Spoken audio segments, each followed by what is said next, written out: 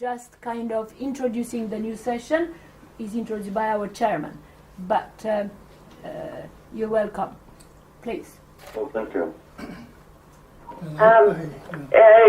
This is Gabi from Ottawa. That's Canada. Morning. Welcome to you. It's very early morning everywhere. Thank you very much. And sorry you're not here with us to share our enthusiasm for the opening of the Heads of Government meeting and the strawberries. Please go ahead, Omar. Well, I'm not sure how or where to begin. Half of my life has been involved with CPTM. I think it's fair to say that I live and even dream CPTM. But I want to pick up on the first thing about this limitless. I always quarrel with Mahela about this because there are not many things that are limitless. There's the one that I know that is limitless is the universe. We keep learning that it is still growing and it's growing faster than ever. The other example of limitless, it comes to being unconventional, being uncharacteristic, limitlessly, is the new president of America. Now,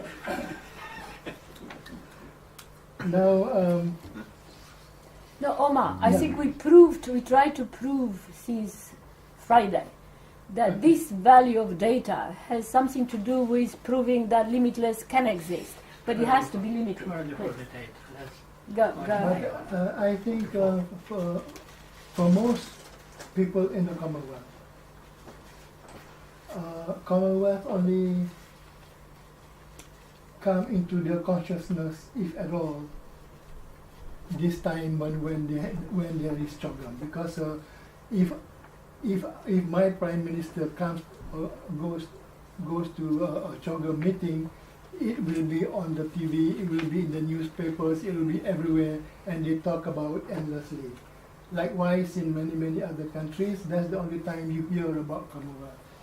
After that, particularly when you are far away from here, Commonwealth isn't very much in the consciousness. In our part of the world, maybe ASEAN will be much more relevant to our daily life. But for many, and not too few, CPTM is Commonwealth. And for me personally, this is Commonwealth for me. So when we were in a good book, we used to be part of that. We will be sitting somewhere at the back of that hall during the opening ceremony. Not and really. Nobody was in Buckingham. And we were reporting to the COW, the committee of the whole. We were reporting to the meeting of the foreign ministers. But I suppose we needed them at that time. I don't think we need them now. We don't need to report to the COW. So the real meaning of Commonwealth, the real meaning about sharing, about learning through sharing, is actually for me and for many people is what we do in CPC. But we hear the good thing that is happening from Keith, from Martin, and from the others. I keep asking, why cannot we use that a good feeling to influence We'll try, Omar, from now on. the powers that be in UK to say, hey, right on your doorstep you have an organization that really translates the spirit of Commonwealth. And why are you not looking at this? Why are you putting so many obstacles to this thing? So this is the things that going forward we need the local to tell the authorities here to say, look, this is the way. If you want to promote what they say about the sustainable, fairer, more secure, and more prosperous future for the Commonwealth, this is one example that we can use. So that is what I thought I want to bring it up here. Okay, Omar. It is immediately after 12. We are all here at the CPTM Smart Partners Hub in London, not far from Buckingham Palace. Quite kind of emotional about the fact that at about 10 o'clock there was a very, very significant opening of the Commonwealth Heads of Government, 52, 53 soon, with Gambia back. Governments from all over the Commonwealth within the global context. And if there was to be some sort of vision emerging from now on, or signals for the future as of today, probably is something that we were trying in the last hour or so to emerge through the CPTM way of doing things, the smart partnership way. But we do have Honourable Hausiku online. Honourable Hausiku? Is Honourable Hausiku online?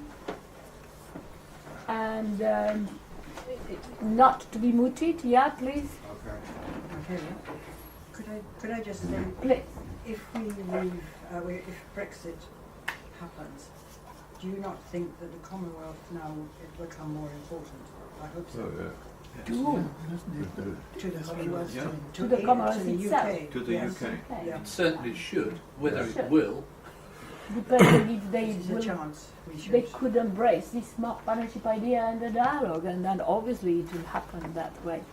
But this particular focus today is mainly at one addressed to how national visioning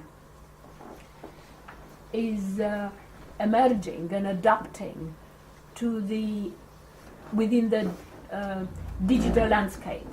And I'm very, very grateful to Alfredo Morales, who is a new smart partner. He's already a smart partner since he accepted without knowing us to join us. So welcome, Alfredo. Thank you. Alfredo is part of the Yanir, Professor Yanir's team. He, you probably don't know Carl Miller. Carl Miller looks almost like you, if you look like what one can see on the internet. But Carl Miller is a very well-known professional in Demos, in the Center for Social Analysis and Media, and he's preoccupied very much of observing systems and so on. But I should put you in touch with him. So having seen what you wrote, having seen that, first of all, you are recommended highly by Yanir, you're working with Yanir, obviously we thought that you would be able to bring a new dimension in what usually we do when we meet to the processes that are taking place in various countries under the national visioning rather than national visions, and securing the state. So I suppose, Alfredo, would you want to know who is around? Not that you know, but you just Sure. you had our chairman. He's a very well-known science advisor for many years, the Prime Minister's office, and lately with the Academy of Sciences, and continue to promote what we call smart partnership practice in various applications. We have Mrs. Cathy Cunningham from UK, was in UK government at the highest level, involved in science, technology, policy, and we have Dr. George Christodoulides from Cyprus. He gave birth to many institutions in the country, is of technology, Cyprus standards, you name it. And Keith Jordan, who was in manufacturing, a typical private sector, but then became part of the government, UK government, in Department of Trade and Industry, etc. We have Sorry, phone's all ringing at once. Kirit Dal, who is a businessman, but he is together with his wife Brenda. They make a very great contribution to the understanding of human relations within the business and fair trade and so on, among others. And we have a leading smart partner in what we call social issues, alongside other. So we also have an engineer, nuclear engineer, specialized in safety, Robert Smith, and we have a lawyer, Nick Mohammed, who was with a very well known and are you or still is, I don't know, I mean, it's one of these hybrid situations, but you are with us at the moment. Yeah. So a very well known legal firm who served Cable and Wireless and many others. Yeah. And we have our finance manager, but who is here as Gurdjieff. He's part of a well-known accounting. But the reason why he's here today is because he's the only one who can tell us if artificial intelligence in accounting works, because we introduced Zero, and Zero is a different method than Sage and any other conventional ones. And we have our staff. So, is anybody else online besides Alfredo and Gabriela from Ottawa? John Carter. John. John, thank you very much. And John, we're missing you here. This is a leading private sector Hydroform, well-known company for many, many years. And the other day you sent me a WhatsApp with the latest kind of Hydroform development. So thank you very much. I showed it last night to Chris Katsander. So just to take the advantage of the occasion to say that yesterday within the Commonwealth, or the Commonwealth new in the new countries which are going to be welcoming countries like Zimbabwe.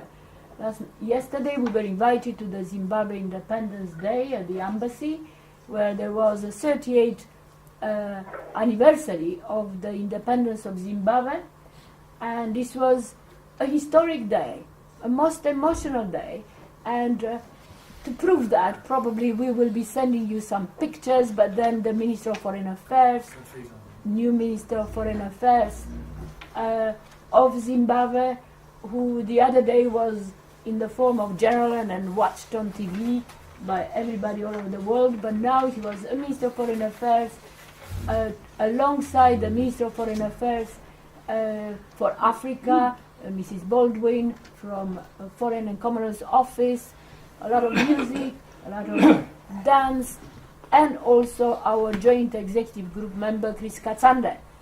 It was a greater surprise to everybody that our chairman appeared there, and you know he's short, but all the cameras went to catch him wherever he was, and we were a kind of special guest, and we celebrated with them. So we, among other things, as usual, we told Chris Katsander, the new ambassador of Zimbabwe in UK, that Hydroform has these houses he shouldn't forget for the new Zimbabwe, and many other things.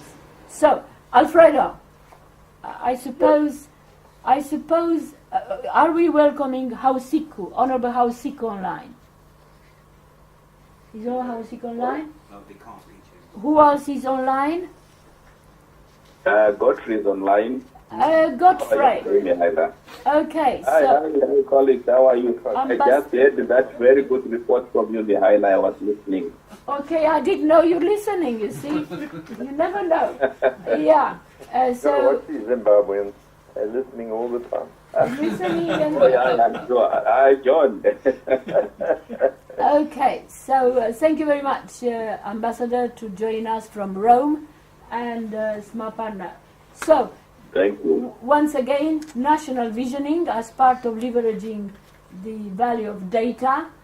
Visions and visioning are unlikely to be the same type of processes in the last few years, and we were able in Cameroon about a year ago, where we contributed to the Vision 2040, a review of the Vision 2040 with the entire government is unlikely to be the same as so many years ago when the first vision within the Commonwealth attracted the attention of everybody, the Vision 2020. So we have Alfredo, who is going to introduce a particular aspect of why data is important in relation to, which comes from observing social systems. Alfredo, please come in. All right, thank you very much.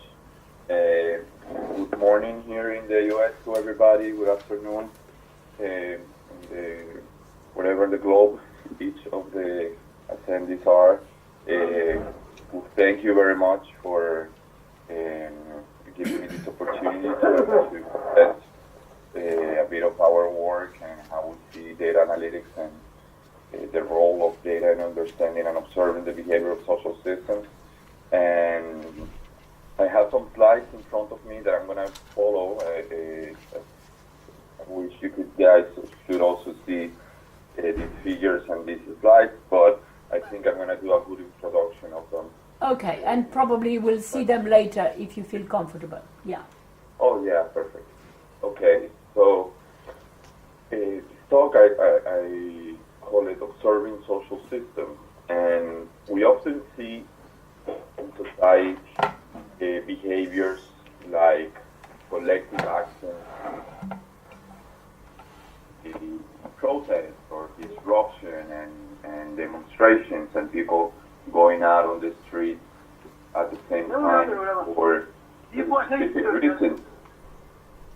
But there's also other types of collective actions like simply a traffic jam or during commuting hours or the fact that everybody has work shifts and daily routines and collective behaviors like waking up, going to work, or the city or also creating groups and creating social relationships up to a point that might get to polarize and divide society in multiple pieces. And from disruption to community patterns to polarization, we might think like, well, that's just like typical things from social systems, but there are underlying reasons why all these social phenomena occur. These are not random phenomena, and let's say that the fundamental explanation for the emergence of all of these behaviors is the fact that as individuals we are not isolated. We live in a system or embedded in a system in which the relationships that we have with each other are extremely important to determine how the system will behave at all scales, at the large scale. And the question is then, how can we understand or how can we advance the understanding of the emergence of these non-trivial behaviors like I said, social disruption or collective action or political or social, let's say, segregation and polarization. And in order for us to understand these phenomena, we also need the capability to observe how they happen. And other disciplines in science, for instance, astronomy, biology, or physics, they all have their own instruments so they can observe their phenomena and take their measurements, and from there be able to draw the let's say, mathematical frameworks in which they understand the nature of the things they observe. But how do we observe social systems is a question, because it's not something that is too big, it's not something that is too small as a planet or a, let's say, a cell or an atom. And also there are questions of how do you do it at the same time that you can preserve people's privacy, right? It's not the same tracking the movement of an electron that tracking the movement of a person. And how do you then are able to create the mechanisms or to take advantage, and that's what I want to talk about, existing mechanisms to observe data that can be super valuable to understand the structure and dynamics of society, at the same time that you can preserve privacy and have data that is trustworthy reliable. And those are open questions. I'm going to try to go and explain our approach during these next minutes of how do we understand and think of the way we can take data and analyze to understand society in a deeper way than traditional science. And So Alfredo, what you're trying to say is that national visioning is one of these integrated social systems, which, unless it's being observed, and how do you do that? Yeah, right. It cannot be understood. How do you do to observe? Correct. That's terribly important. Yeah. And sociologists have traditionally used statistics, right, to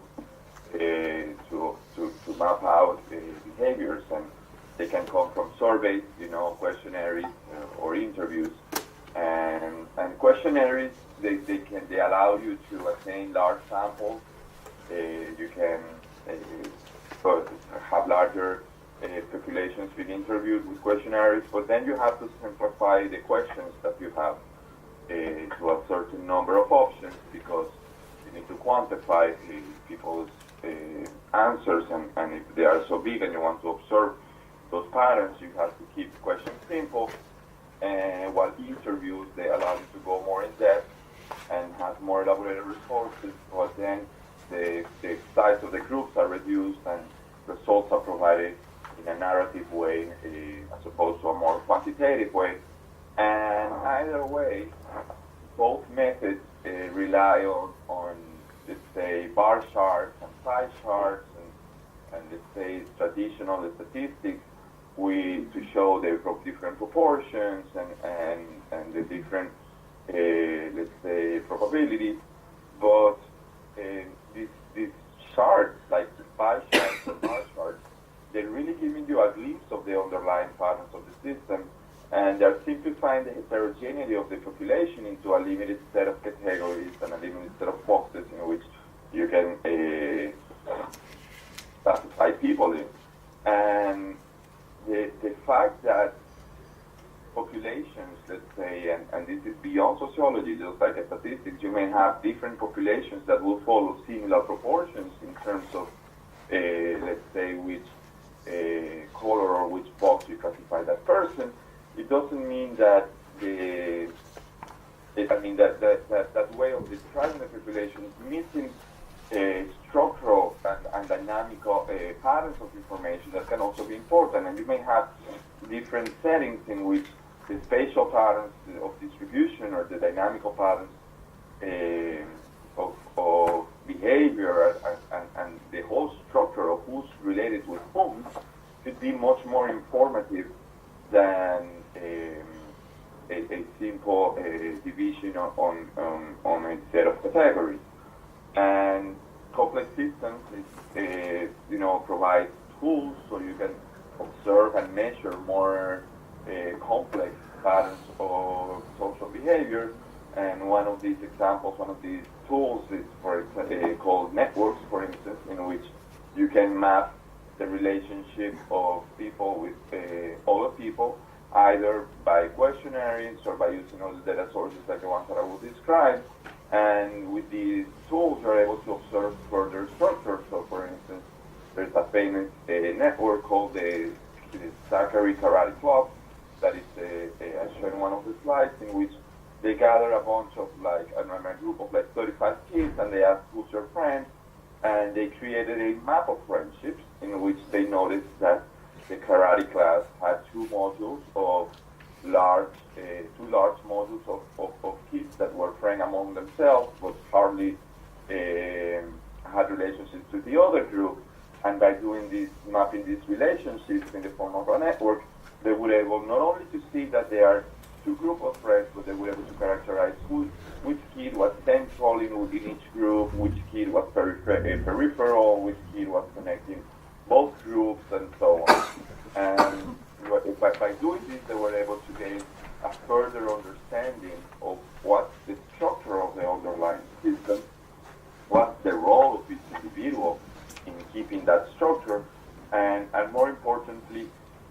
what let's say the combination of the individual actions that lead to these larger scale organizational patterns of this small social group, like a group of karate, but this being ever since expanded and including more data sources, so you can increase the size of the group that you are observing, all the way to relationships in high schools or relationships in or corporations, and the work that we are advancing that is all the way to the relationships in cities, countries, and even across the world.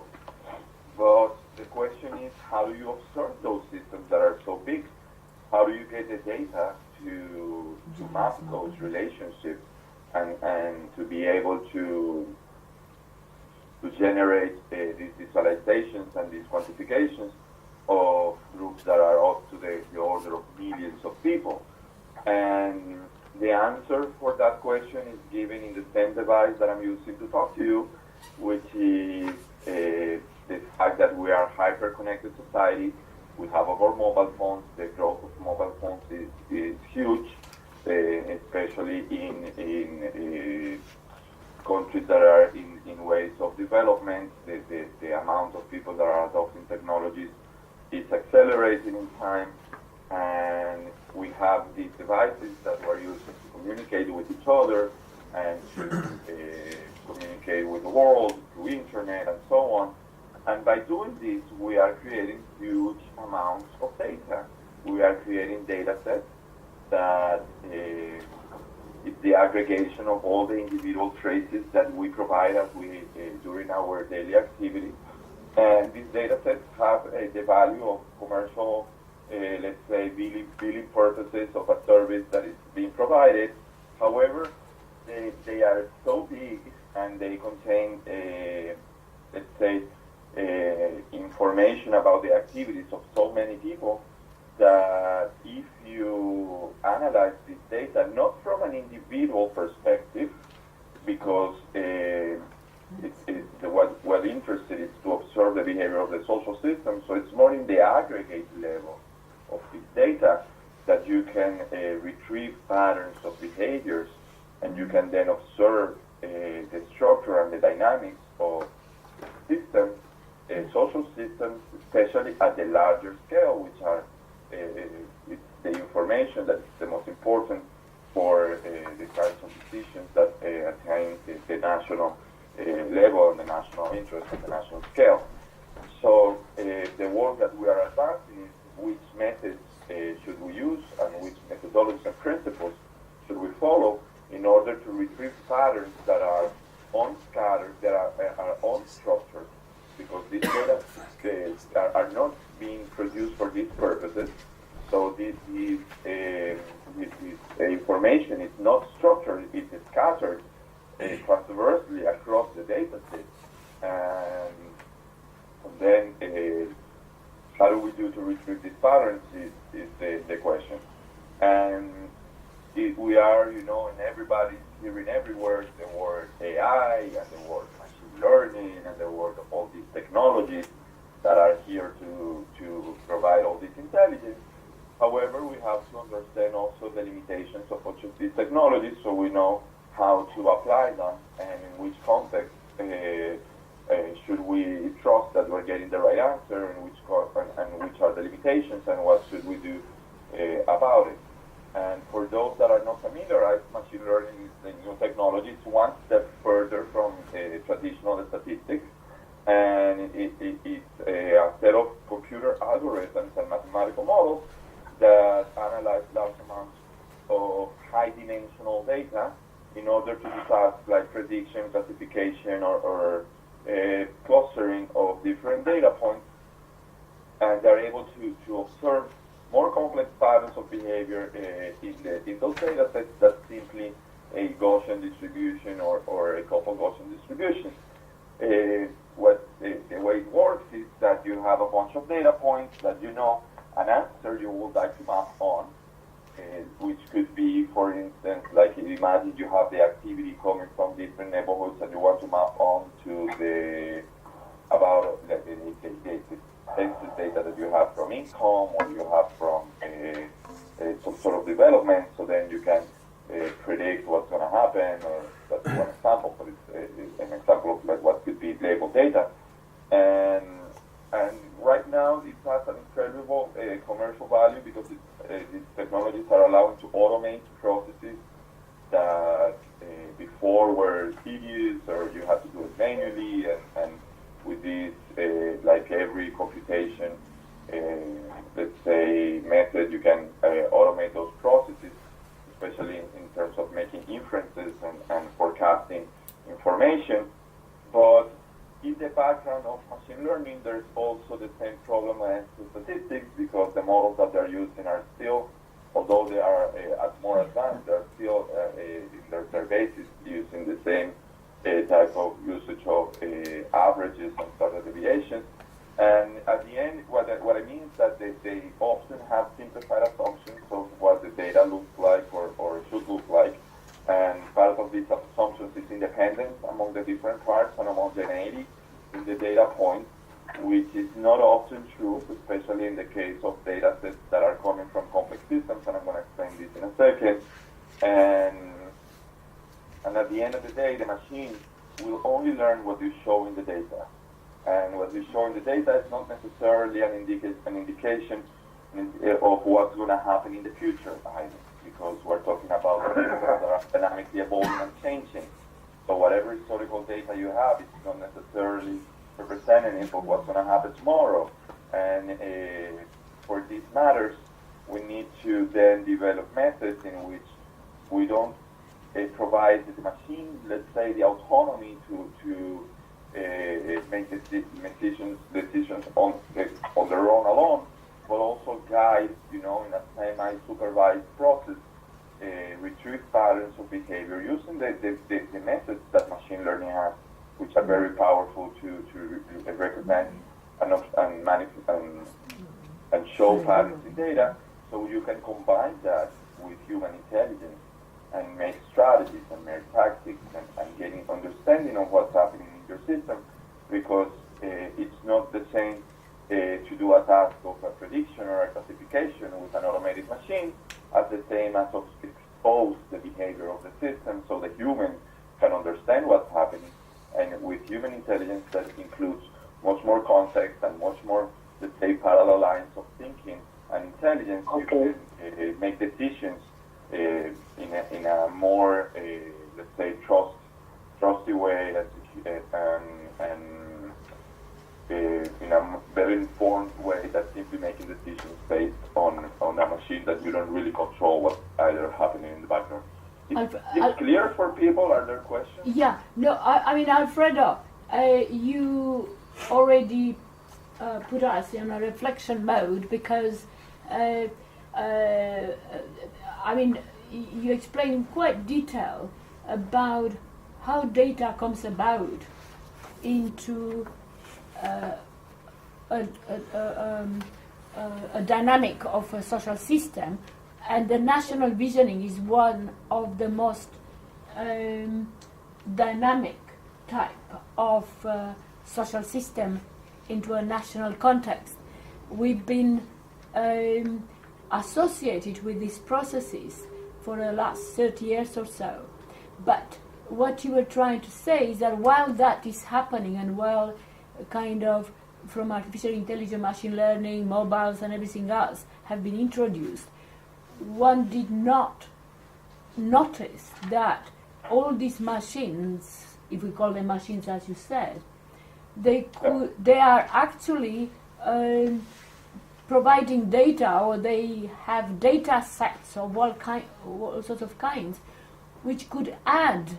You're not saying that there should be now national visioning and machine visioning, because you're saying that without the human kind of leading the national visioning with their interests and everything else, but that the national visioning nowadays could be not more precise, but more engaging, actually, where you do have data and as you go along, and analysis from the data. Now, let's see, we already have got quite a number of questions from here, but one is Kish Jordan, and then probably Godfrey, John, Gabi, you're preoccupied with values, Gabi, to see how, on one hand, the flow of data as is creeping in or around a national visioning and could be used as data for observing better the systems. Keith. Alfonso, thank you for that explanation. You've created a lot of reflection here, which will go on for quite some hours. I made a few notes as you were going through. What we hold dearly in CPTM is trust. We also hold dearly a belief in a human intelligence and the role of human intelligence in what we're talking about. So it's very important that in whichever way this concept, this idea is progressed, we of course recognize the disservice that's been done to data collection and analysis by what Facebook has been doing. And you start off from a position where this exposure has led to lack of trust in the data as opposed to more trust. So I think we have to work with that. Secondly, I heard you talk about commercial applications. Very, very important, but again, we have to be clear as to whether the human intellect and intelligence is using the data or the data is using the humans, because that's important to us. And as we are considering actively what we can do to use our network, a very strong network, it is what I've called an internet of people. It is people that create the trust in our network. So very interested to hear it all, and it causes us to have a lot of thoughts. But I think you must know already that people who do not get a clear understanding from the onset as to what is driving the need for the data become distrustful. They need to understand that the data is to be the servant and to provide a service to the people. And that's really what I took from what you said. Yeah, actually there was one kind of separate but part of what Kiss was saying. You referred to the fact that statistics were of a particular type, and with data, statistics are obviously significantly different, probably. There is this statistics, but based on real-time data and all the rest of it. So that brings in our own... Julia, can I yes, add please. something about... So yeah, right now the whole data is on the spotlight because of the scandal that happened around the Facebook data.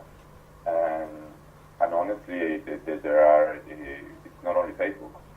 No, of course. All devices and all these companies are gathering a lot of information, and it's important to make a distinction of something that I'm bringing here and what happened in this specific case that I'm going to use as an example.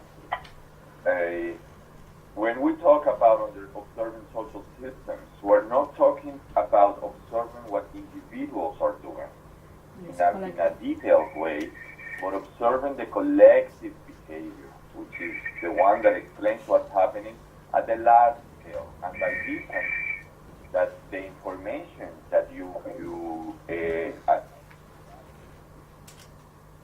Sorry, go ahead. to make decisions, the aggregate level of the data, it's not in the individual instance. Facebook, regardless of these scandals, these companies, they're using the data to provide personalized advertising. Advertising that can be for a product, advertising that can be for a hotel, or could be a personalized news fit according to political preferences and so on.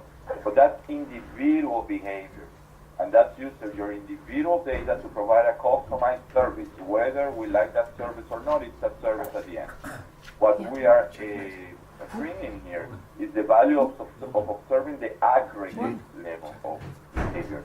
And by aggregate, I mean looking at the activity from neighborhoods as a whole. If you add that up, if you're talking about mobile phone data, you don't need to know what the individual person is doing. You can just have the information of what each antenna or each tower, how is the calls going from one side to another side. But it's by looking at the aggregate behavior that you would see society, let's say, as an organism as a whole, with its structure and its complexity and its behavior. Alfredo, if I may, I mean, the reason why what you're saying is terribly relevant is because the national visions, I don't know if you've been part of a national visioning exercise and, and over the years continue to be part of it, but that is a collective, is an organism, is almost like an organism if it is to be successful. Right. And one does wonder to that kind of dynamics which is supposed to be maintained and adapted up to say 2020, about a generation from whenever it was initiated, sparked, how the technology which appears on the way, what kind of impact, particularly in relation to data, does it make? Does it shorten the vision deadline? Does it take it forward more than, because I think it, in my view, is taking beyond this one generation, usually 30 years, the ability of data analytics and so on collected. On the other hand, it also gives probably one a feel for what is in place, what could be in place by visioning in less time than before. You don't need to wait for 2020 to see that 2020, like in Malaysia, is there, because data analysis can tell you well before about the fact that there is a reality there which you can visualize it. So and there is an ongoing visioning. There is no more just 2020, it is ongoing. So I think maybe we are idealizing the value of data that is coming in with the analytics and so on, but I think it does make a big impact on small communities, nations,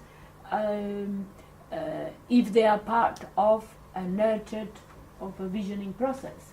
I understand Honorable Hausiku is online from Namibia. Honorable Hausiku? Honorable Hausiku? Yes, I'm on. Honorable Hausiku, we can't hear me. We can hear you now clearly and loudly. Okay. Yes. And welcome. Thank you very much. We cannot have a CPTM summit without you. Yeah, thank you very much. You represent me. No, not really. We can't. You are here in spirit in the Smart Partners Library and also virtually. So we have online right now, Honorable Hausiku, we had a very intriguing but very, very relevant introduction, very professional, on national visioning and the impact of data. As you remember, you were part of the central banks, for instance, preoccupation with data, but you reminded them about the fact that they need to fit their financial inclusion into the national visions. And Namibia has one, and you are one of the greatest promoter of that. So would you like at this point of time to again re-emphasize why do you think national visioning is important for for cohesion and so on, and how smart partnership can make a difference? Yes, Dr. Michaela, thank you very much. I want to look at it in the following way today, why national visions are so important. First, a national vision, to me, is a very clear path on which every nation should work towards the goal of development, the goals of development. And of course, for people to understand, your airtime is exhausted and your call has been terminated. No, Airtime. go ahead. Hello. yes, and for people to understand the national vision and to buy in the national vision, there are institutions that have got the duty Very important. to promote They need to be here and and to take action. lead the campaign awareness programs. Number one is the government. Yeah. The government should at least have a very clear vision, but also this vision should be known by nationals. They should understand why this vision is important. And that vision should have programs on the way of implementation. Those programs should be inclusive in terms of the different parts of the country, in terms of the different communities of the nation. It should be inclusive in terms of the understanding of the people and the benefit of those programs that will lead us to the goal of development in every vision.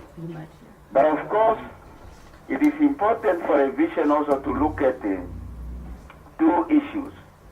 The economy's inclusion will definitely allow nations to buy in the vision.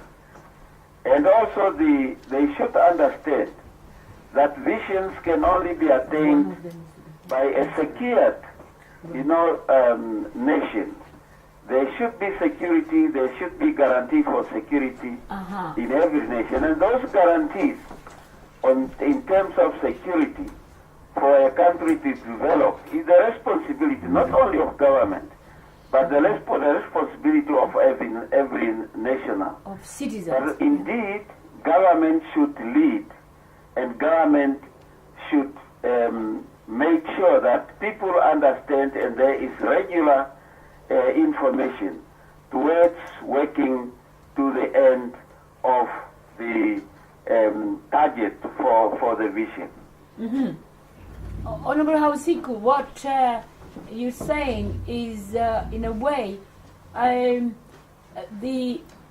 our colleague Alfredo, just before you came from, he's in Boston, and he specialized in ways and means to observe national visions as social systems, and to not to improve but to add the observation with data, because at the moment all this data is available everywhere, but is not available if you don't know it's been collected, you can do something with it at the right time. So the governments are repository of a lot of data, not statistics only, collecting data as you go along. So of course, if they are leading national visions, Alfredo, what do you think about what Honorable Hausiku, who is leading figure, what do you think about it? Sorry, what? Yeah, not. Yes. Okay, Honorable Hausiku. Omar is asking about data. Yeah. I'm listening to the other part. To Alfredo. Alfredo. Yeah, can you reformulate because I had some audio problems. Okay. Okay, so there was a question that Honorable Hausiku made reference to governments who are leading, but also to the fact that all the citizens need to participate. For instance, one of the things of the visioning is to ensure security of the nation. So of course the issue of data becomes quite real and visible. Omar? please. Just to support the view of Honorable Hasiko, I think when we talk about the national vision, there are at least three components, at least. First of all is developing and articulating the vision. Secondly, to sell the vision so that there is ownership right across the board. And thirdly, of course, delivering the goals of the vision. Now, what kind of data do you require for each of those stages? Because we can talk about data generally, it's not going to be useful as far as national vision is concerned. So what kind of data, Alfonso, is required for each of the three stages? So that, yes. Mm-hmm.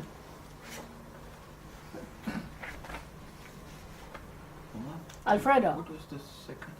Alfredo, you're online? Ownership. Hello? Are you online? Hello, yeah, I'm talking. You hear me? Now we hear you here at the hub, but probably Okay. the others online. Please go ahead. Yeah, if I listen correctly, what sort of the mechanisms would you need to have people trust the value of their activity and their data in terms of the national development? National visioning and development, yeah. Yeah, so I think like if people are aware of the value that they can provide with the information that they can provide in terms of like their traces of activities and the way that can improve the observation of dynamical senses and all the applications that you may gain in analytics, going from social development all the way to economic and so on. I think like people will be happy to accept that what's important is to be for people to know what's happening with their data and how it's going to be treated. There are mechanisms to anonymize data. Like I said before, the sort of information that is related with national visioning, development, and observation is not coming from individual behaviors or individual details, but in the aggregate behavior. And in the aggregate behavior, you lose the identity because everyone becomes, you aggregate the activity in a collective way that you merge different individuals and you provide an aggregate description of what's happening in the area as opposed to the individual details of where one single individual was located or was doing. The issue is that this information is not being conveyed. It's not explained up to which point there are privacy issues. Like going to the individual level, it's more about like the privacy, more in the aggregate level. You don't have any more privacy issues, and you have a huge value for understanding society and for development. So I think Can I ask a question somewhere there? Okay. They are doing. Okay, Alfredo. John from South Africa. Yeah. I just want to ask a question. Alfredo, you mentioned a number of times the aggregation of data and information and the use of it to follow or create or lead or do whatever mainstreams of thought or action or whatever you need to debate. We were talking about safe and fair use of this, but you also mentioned earlier that the use of this data allows people, Facebook or whoever, to identify what your wants and dislikes, etc. are, and tailor specific information to you for your likes and dislikes. The corollary of that, as I understand it, is the very point that was made earlier about safety and security. That if the analysis, that the vast majority of it runs in mainstreams, and you follow those mainstreams to get trends and direct, let's say, common or community beneficiation or benefits, etc. But if in there is the ability, which indeed there is, because the computers can find this out, it is possible to trace what people want and like. Isn't it equally dangerous for people to say anything, because you can trace them back and punish them one way or another? And so people will be suspicious, as indeed they should be, if by the information going out into the public domain, they can be penalized. So isn't there a problem in the two extents? And we saw it with this Cambridge analysis the other day, I think, that suggested that it could be manipulated to certain ends. So how do you control that aspect? Sure, and then again, we're talking about individual lives, individual behaviors, and in the individual behaviors and individual lives and these things is where the privacy issue relies, because it's like what the individual is doing. But the sort of information that is relevant for decisions at the national scale is in the aggregate behavior, in which you merge different individuals, you group them together, and according to how you group them, then that's the whole science of if you're going to be able to retrieve the patterns you're interested or not. It's in the way you aggregate the activity. But as you aggregate, you lose resolution and you lose the detail of who did what, and you start to see the collective behavior, like a distribution or a probability distribution is an aggregate behavior, for instance. It's Alfredo, not the same that I give you the data points. Alfredo, there is potentially another issue to be resolved. Please. Because if you are aggregating and clustering, and therefore there are people associated with those clusters and subclusters based on the analytics of the data which is anonymized, I am not very sure how you validate the fact that those cluster of subclusters, I may not actually want to be categorized in that cluster. You see, so these are things to be sorted out, yeah?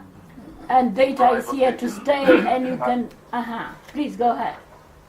Yeah, but the decisions and the patterns and the behaviors that you're going to observe, it's not going to be the individuals anymore, but either the clusters, or you can also see the aggregate behavior from geography. And rather than looking what people are doing, you see the by district, what's the activity, how's the activity changing by districts, for instance, you understand?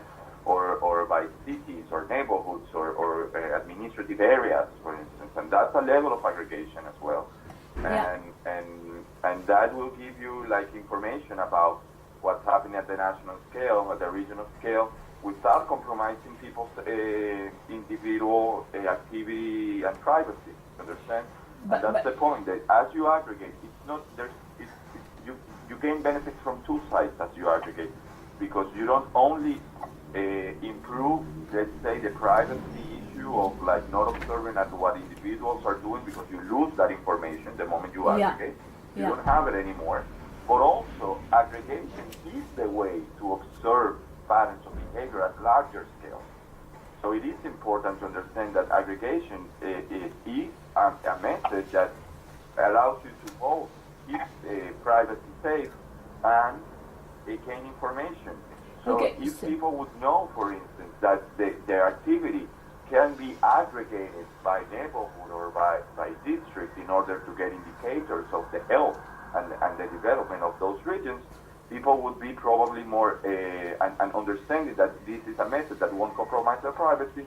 They would be more, let's say, trusty of these sort of solutions than what's happening right now. What's happening right now is that they don't even know what they're signing up for.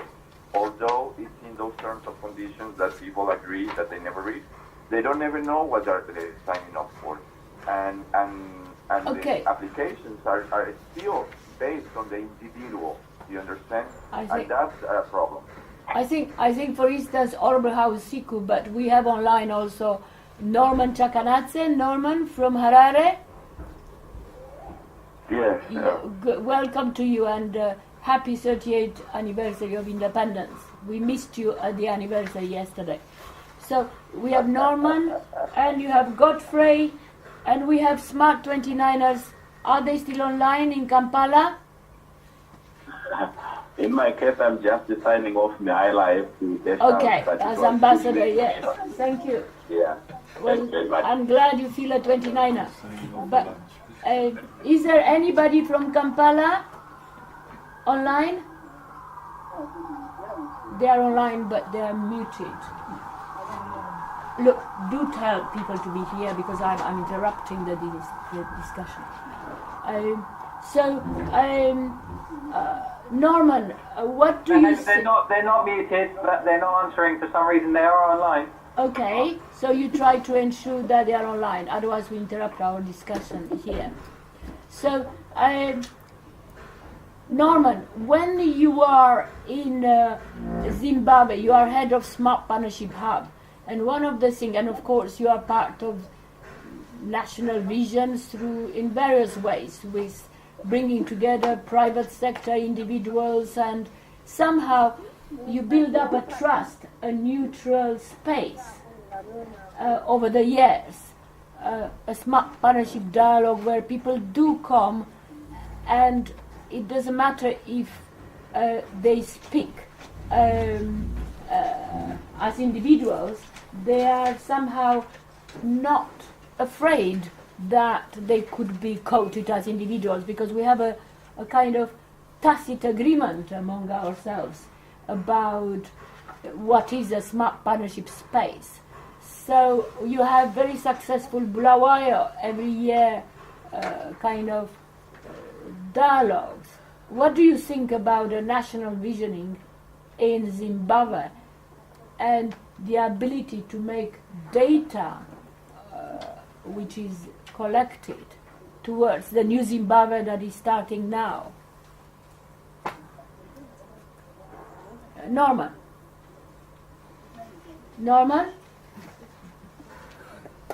Okay. I think the point of I think they muted altogether. No, Norman is also unmuted. He should be there. According to my screen, he's still there. Okay. Martin, what do you think about? Martin is a very well-known, experienced private sector with owning. It's a very clear vision. Which the family had a construction company in the family for so many years. Please. No, I'm intrigued by what Alfredo was talking about, but who is collecting the data? Is it big government? Is it Google? Is it Amazon? Does the government have the right to ask Google for the information it's collected in order to generate a better vision for where the country's going to go? I mean, when we sign up to an Apple agreement or an app or something, we say, I agree. If you read the agreement. If you read it, but you don't read it, of course. Read it. But then, have we ever signed up to a government being allowed to collect the sort of data that they are, like following your iPhone or where you're travelling to design new traffic control systems and one thing or another? This is a whole area which is intriguing to me, but I haven't got a clue, an answer. But how does one stop data being collected? My son is absolutely neurotic about Big Brother, and he's absolutely insisted that we should always have a VPN attached to our computer so that nobody knows who's doing what and where I am and all the rest of it. Now that doesn't appeal to a government because they can't collect the sort of data they've been used to collecting. So that's just sort of a mishmash of thoughts. No, yeah, but the data, however it is collected because of the nature of the technology that we're using. And so it's not a question of should we stop that. That means we should stop using internet and mobile and so on. And I don't think it's likely that we are going to do that now that we have the taste of it, like we are doing right now. We speak with Honorable House Siko and Alfredo, one in Boston, one in Windhoek. But you decide who you're going to mute. Well, you don't like what they're going to say. I don't know if I think they were muted but because of the noise picked up on the... Well, you know what I mean? There was a reason. So Big Brother can actually stop something. Yeah, they could Russia's going to ban Facebook. No, they could be. But, Honorable House Siku, what do you think? Are you online, Honorable House Siku? Yes, I'm online. I apologize for... We should have been with us to use the drum, actually. For all this noise. Doctor, I'm listening. I'm enjoying the discussion. Okay, thank you. Are the 29ers back on now? Are the 29ers from Kampala online? One of you. Tadeusz? Is Rachel? Rachel, are you online? Rachel? Tadeusz? Who is online?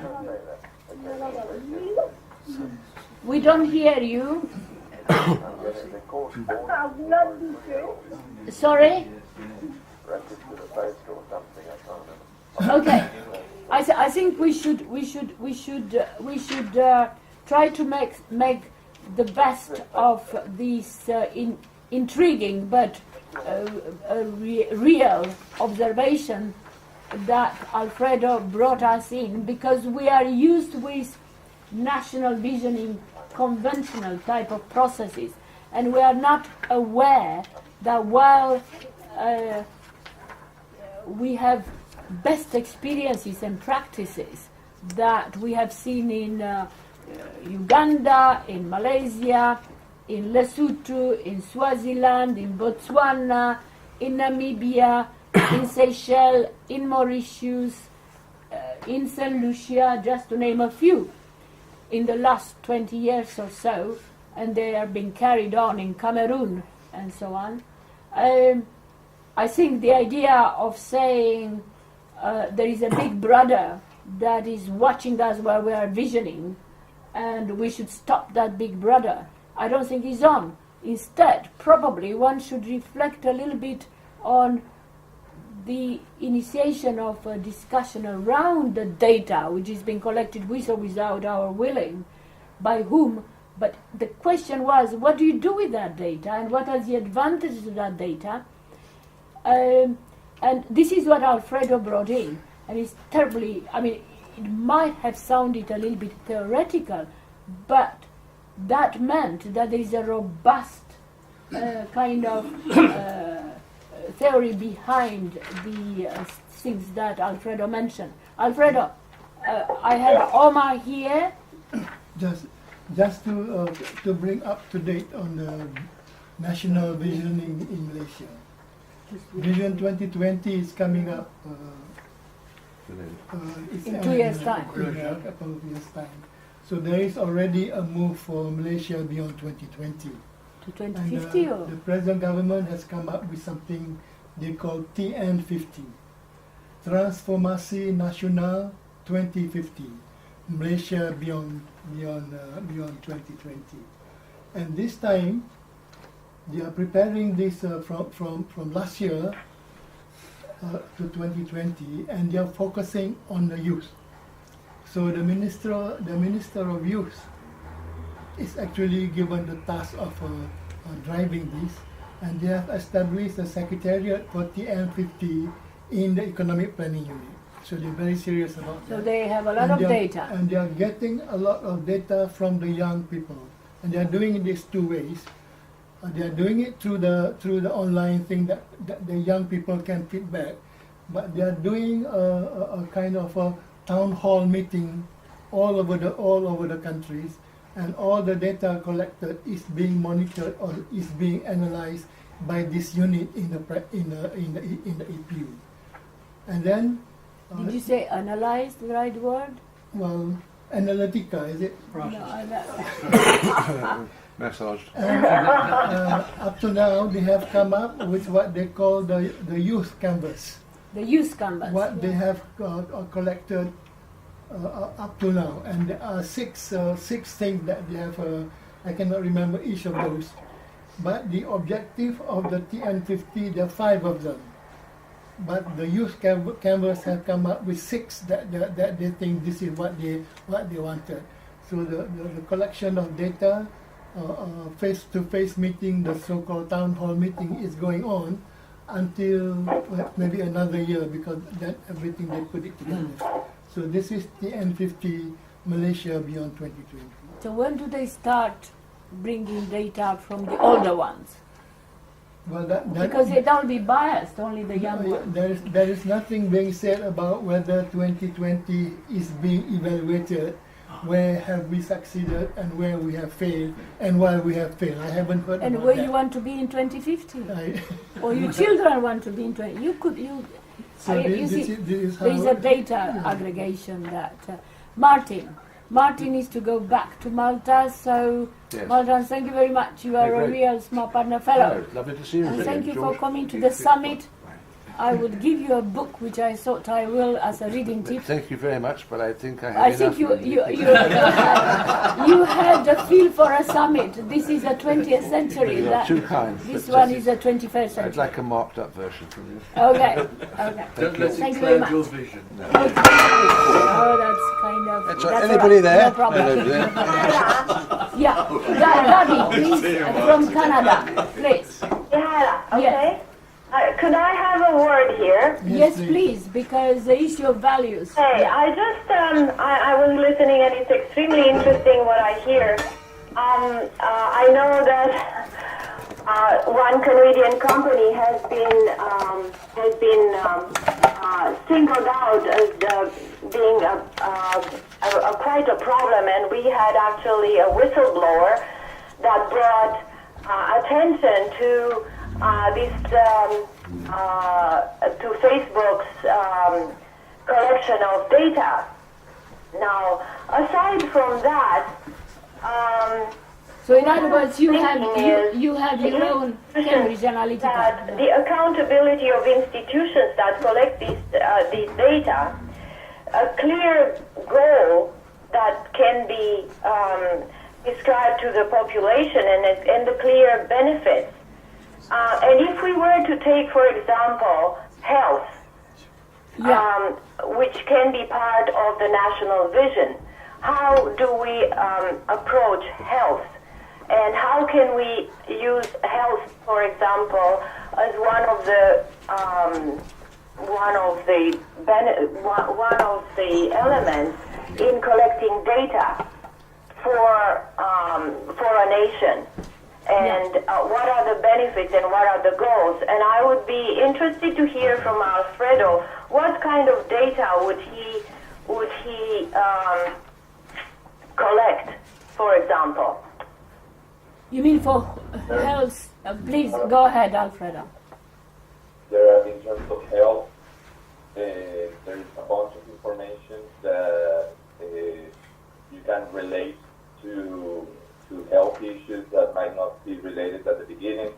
So, for instance, if you think of human mobility, and you can have a map of the flow of people from one region to another region, you could then have an inference of like spread of diseases, for instance, and epidemics, and that's for giving you like an example of using behavioral data to relate to health issues that could be epidemics, but could also be congestion of hospitals.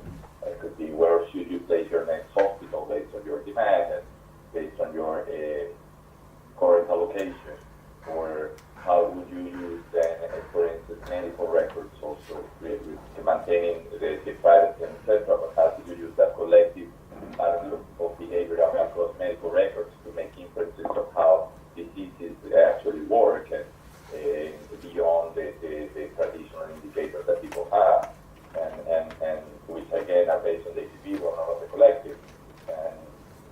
And the sort of applications you can have for health are huge. I think like you brought something important, and it's like if people understand that their information can improve public health, a lot of people will agree to go on that. And I think like there might be a possibility in people signing up. Just sign up. You click on your settings. Well, that's it. It's very important to know exactly what the data that is used for, what it is used for, what's the goal, and I can sign off if I want to. Okay. That's a mechanism that doesn't exist, but that should exist in order for people to trust the usage. Exactly. And the accountability on the institutions that collect that data. Sure. And the thing. Whom are they accountable to? Yeah. Okay. Yeah, so that's important as well. And there's another thing that's been brought up before. I want to take a bit to say that about the technology, there is a technological issue, right? Because right now, the owners of this data are the service providers, and they have this data in their servers, but these data are of national interest as well. And there are people working on technological solutions, so the data doesn't reside necessarily at the service provider, which also we don't know where those servers are, because in theory the companies are from a country, but those servers could be anywhere. We know that right now, you know what I mean, like there's no need to have the server at a specific place. And their solutions are pointing towards people having a home, keeping their data and control on who accesses their data, and instead of these services keeping data, these services asking for the information to these individual folks, let's say, that will also be part of a service that someone will have to provide, but that will give control to the end user of their data, regardless of the services that they are being signed up for. But these are preliminary steps towards thinking of a future in which there is more control over the data than as it is right now. That there's very few. Okay. What control the government can have over these institutions that collect the data, and how can they make them accountable? But just a moment. I think I would like to get back to the fact that there are no institutions, as we agree. There may be those who aggregate data, but data is collected by the technology that is available, which we are using, like we do now. Right. And it is they are sometimes in institutional framework, wherever they are, or they are on the street where we are driving, or they are in the space, or whatever. The question is, by the way of national visioning, how do we kind of benefit from this data, which is, how do we aggregate it, you said, but how does that aggregation come about and comes into a social, what is it? It's a national cohesion. And I thought that's what it's about. I thought you first of all you have to decide what kind of data you require in order for you first of all to build the vision. Yeah? And then what kind of data you will require to get ownership by everybody. Yeah. So unless that data you want to collect is to meet a specific purpose, you're lost. So the data is all there.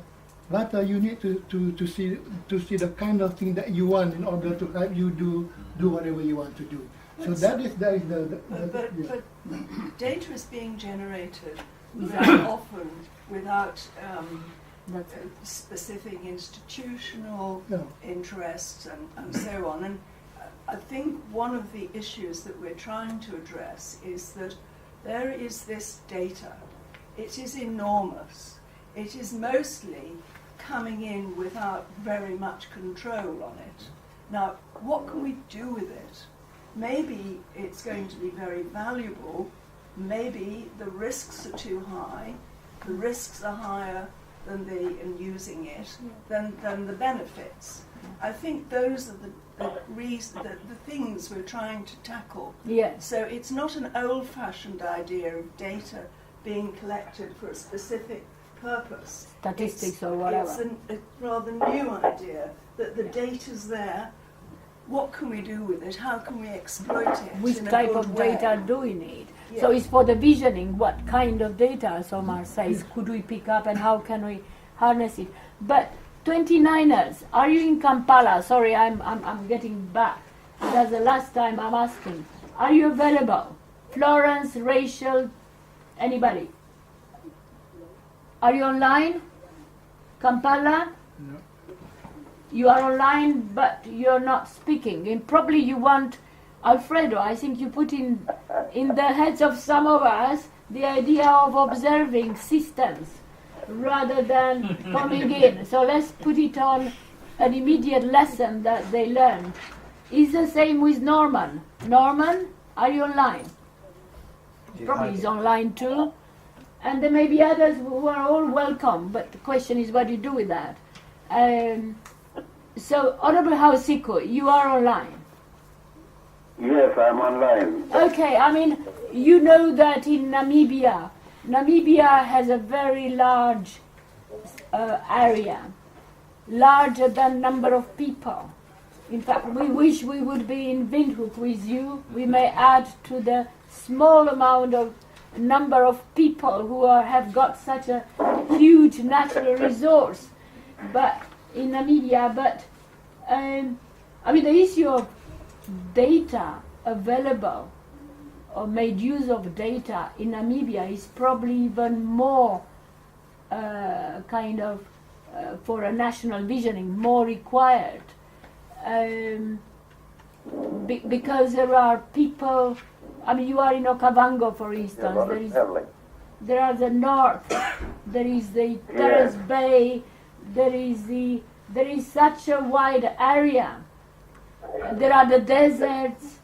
So the issue of data, which is being collected without us knowing, because of mobiles and so on, that all the Namibians are using.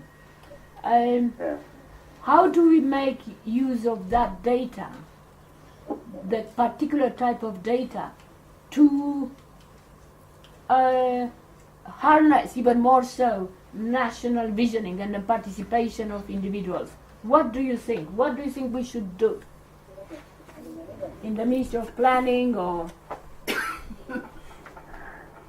Yes, Doctor, I want first to agree with Omar. You see, there are a lot of data. Some data are relevant, some may not be relevant to your situation. Who's deciding that? Sure that Honorable Hausiko, who will decide that?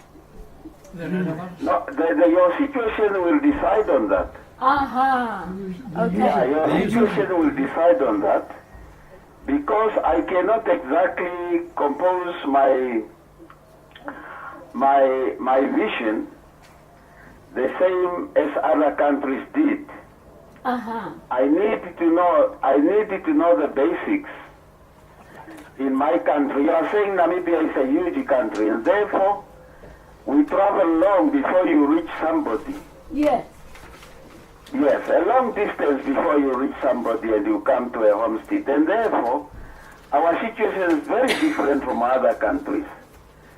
The relevancy of information and data to our vision, therefore, should be selected on the basis of the characteristics of our country. Yeah. And we must make sure that the different characteristics in terms of the level of education, in terms of the distances you travel to reach people, in terms of the spread of communication, must dictate as to what type of information will be relevant to our vision. Yeah. And indeed, Doc, I want to assure you that yes, data at present moment can be accessed by many people, including individuals who may not realize the importance and the danger of those information. But what is important is really to have a center of planning where you are able to define what type of information do you need in order for you to promote your vision. Honorable Hausiko, if we were to go just a little bit more, because you have such an extraordinary political and otherwise experience, what about rather than just one center, you'd have more centers, sub-centers? So for instance, there will be one in Okavango, there will be one in the north, there will be one in Terrace Bay, because they will be even better off distributed, in other words. This is exactly what we do in Namibia. You know, every type of service and every type of government institution, you have to plan them in such a way that they are where the people are. Because otherwise, and you make sure that there are methods that you can reach those people easily. And if you don't do that, you will find people who are far from the center for years, not exactly getting the information as to what is going on. So our situation is different, and therefore our communication and sharing of information system is quite different. And you find many offices, though decentralized in different regions, we still have methods of the central government sending individuals with programs to sensitize the regional inhabitants and the remote inhabitants. So the data should be relevant to your situation. So the kind of national visioning kind of hub in Windhoek could be a kind of aggregator of all these barriers, as Alfredo was saying. Just one second. Last time I told you that we planned, and I called a meeting where we have to talk to our activists within the hub. That we need to meet every regional governor and regional leaders and give them this idea. And we should grow those centers up to the point where they are able to work on their own. You see? So those are some of the characteristics we have in Namibia that we need to work differently from other countries. Or from other arrangements. Arrangements that are emerging. Visioning, yes. Okay, just two more observations from Cyprus and from ex-BBC. Cyprus. The use of web information, I think, is the key one. We don't want data. We want information. We want information, where are we today in constructing a vision, and we want information, what sort of things we want to achieve in 20 years. Now, for that information, we need data, but we need reliable data. It's not only that there are data around, perhaps there are fake data, that there are fake news. So we want to validate the data, then validate the process of converting the data into information that is reliable. So information is the thing that we are after. And then we go backwards to see what sort of data, what sort of process we need validated to have a reliable information. Okay, Andrew Thompson, please. Just picking up what both Honourable Minister and Tansari said, and indeed George said, the criteria of relevance... Do you hear? Can you hear me? Can you hear? Yes. Okay.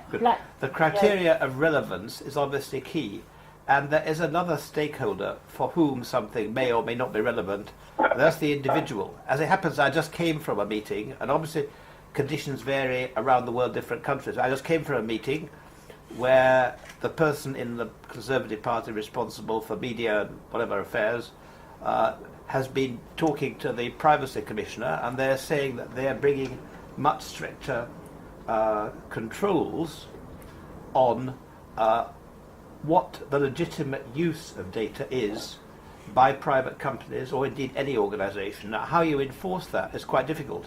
But there you have the situation where it is my data, say, and I say, you've taken my data, it may or may not be accurate, point one, which was what George was referring to. Point two, I didn't want my data used for this purpose.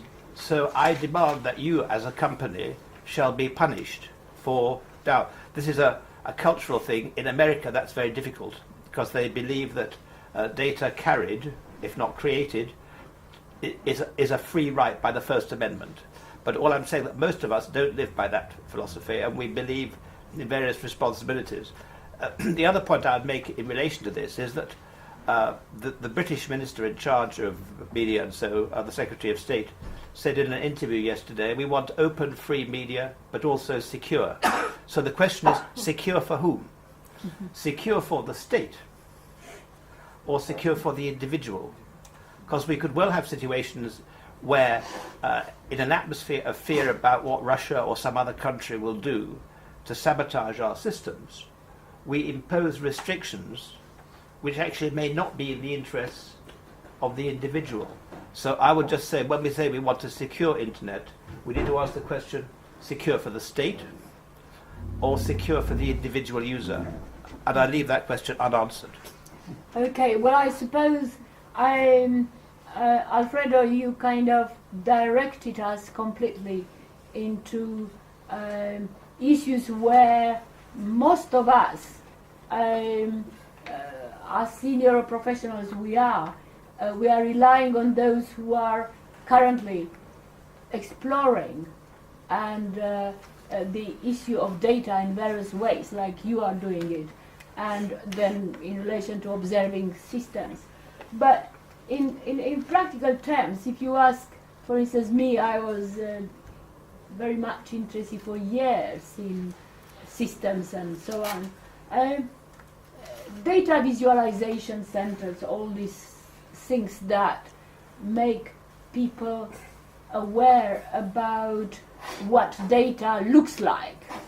I think they are some of the best tools through which, if you talk about Vision 2020, now Vision 2050, you could every other moment actually see how Vision 2050 is evolving.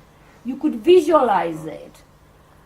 Of course, it's still abstract, but you could actually visualizing. So I think people require to have instant feel for their contribution as part of a nation, and the data they contribute could be observed on with the help of data visualization centers. So we don't talk about the usual data center or information center or intelligence centers where there are big data accumulated and analyzed for all sorts of purposes. We're talking about visualizing data as it happens in an additional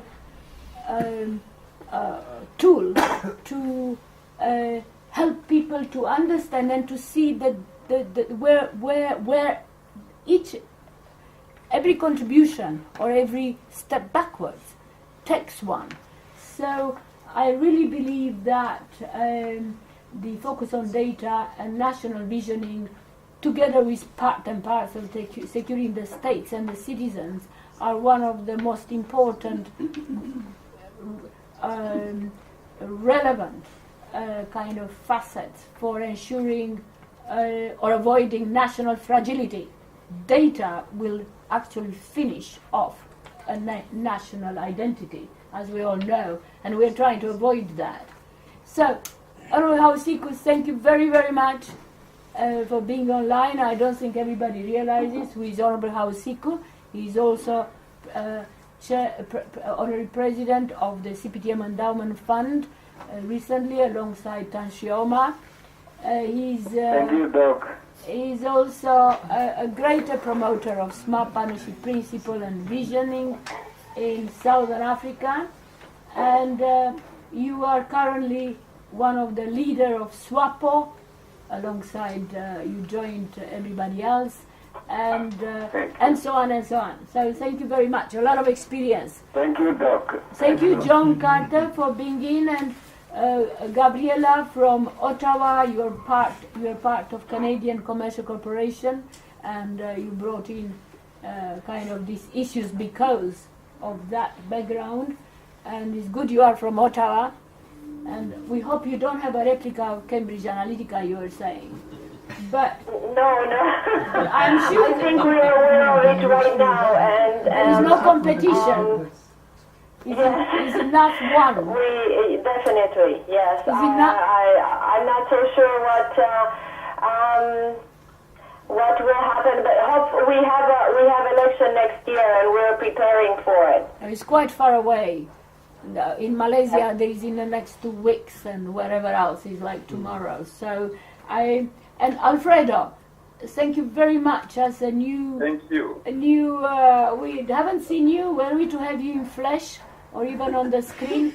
But would be good one of these days for you to come to the open house, open hub in London, or to one of our smart partnership hubs in Namibia or in Uganda. So please, thank you very much to the Institute of Complexity, one of the best of that kind in global context, alongside Santa Fe and everybody else. And thank you to Professor Yanir. Thank you to everybody. Thank you very much. Thank you for the invitation. I'm looking forward to have another discussion another day. Okay, and send us some of the background that we weren't able to attempt also to integrate into this a bit still primitive communication interfaces. Thank you. Thank you. Have a good day. Thank you. Thank you. Bye, everyone. Bye, Gabby.